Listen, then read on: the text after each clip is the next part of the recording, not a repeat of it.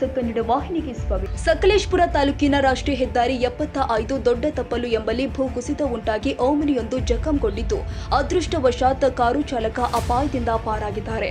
ಬೋಲೂರು ತಾಲೂಕಿನ ಬಿಕ್ಕೋಡು ಮೂಲದ ಶರತ್ ಎಂಬುವರು ಮಂಗಳೂರು ಕಡೆಯಿಂದ ಸಕಲೇಶಪುರ ಮಾರ್ಗವಾಗಿ ಹಿಂತಿರುಗಿ ಬರುವ ಸಂದರ್ಭ ರಾತ್ರಿ 2:30 ಸಮಯಕ್ಕೆ ದೊಡ್ಡ ತಪ್ಪಲು ಸಮೀಪ ಭೂಕುಸಿತ ಉಂಟಾಗಿ ಕಾರಿನ ಮೇಲೆ ಬಿದ್ದಿದ್ದು, ಕಾರು ಮಣ್ಣಿನ ರಾಶಿಯಲ್ಲಿ ಸಿಲುಕಿ ಸಂಪೂರ್ಣವಾಗಿ ಕುಸಿದಿದೆ. ಈ ಸಂದರ್ಭದಲ್ಲಿ ಅಲ್ಲೇ ಇದ್ದ ಹೆದ್ದಾರಿ ಕಾಮಗಾರಿ ಗುತ್ತಿಗೆದಾರ ಕಂಪನಿಯ ಬಿಹಾರ ಮೂಲದ ಅಖಿಲೇಶ್ ಶರತ್ ಅವರನ್ನ ವಾಹನದಿಂದ ಹೊರಗೆ ಕರೆತಂದು ಅವರ ಪ್ರಾಣ ಉಳಿಸಿದ್ದಾರೆ.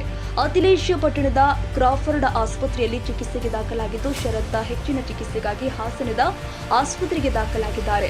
ಭೂ ಕುಸಿತದಿಂದ ಶಿರಾಡಿ ಘಾಟ್ನಲ್ಲಿ ವಾಹನ ಸಂಚಾರ ಸ್ಥಗಿತಗೊಂಡಿದ್ದು, ಘಟನೆ ನಡೆದ ಸ್ಥಳದಿಂದ ಎರಡೂ ಕಡೆಗೆ 5 ಕಿಲೋಮೀಟರ್ ಟ್ರಾಫಿಕ್ ಜಾಮ್ ಉಂಟಾಗಿದ್ದು, ಮಣ್ಣು ತೆರವುಗೊಳಿಸುವ ಕಾರ್ಯ ನಡೀತಾ ಇದೆ.